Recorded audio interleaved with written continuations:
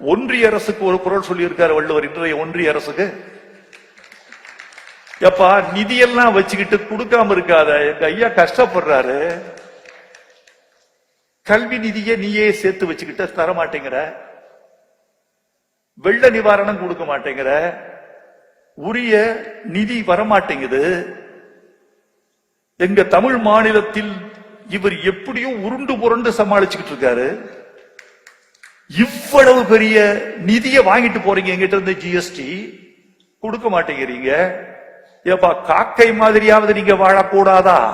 வள்ளுவர் சொல்றார், காக்கை இருக்கு சேர்ந்த பொருளை பார்த்த பொருளை மறைக்காது, தனக்கென்று ஒதுக்காது, கரையும் கா கா என்று கரையும், கூட்டத்தை சேர்க்கும், எல்லா காக்கைகளும் மொத்தமாக சேர்ந்துதான் உண்ணும். அதுதான் காக்கையின் குணம். காக்கை கரவா கரைந்து உண்ணும், ஆக்கமும் அண்ண நீரார்க்கே உள. எங்க ஜிஎஸ்டியை நீ எடுத்துக்கிட்டு ஊர் காக்கைகளுக்கு எல்லாம் கொடுத்துக்கிட்டு இருக்கியே, எங்க தமிழ்நாடு என்ன ஆவது? காக்கை கரவா கரைந்துண்ணும், ஆக்கமும் அண்ண நீரார்க்கே உள. ஒன்றிய அரசுக்கு பொருந்துகிற குரல்.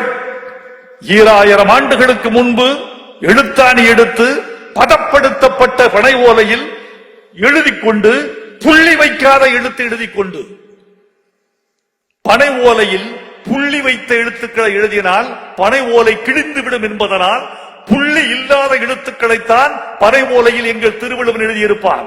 திருவள்ளுவன் இன்று வந்து என் வள்ளுவர் மறை வைரமுத்து உரையை வாசிக்க சொன்னால் திருவள்ளுவனுக்கு வாசிக்க தெரியாது.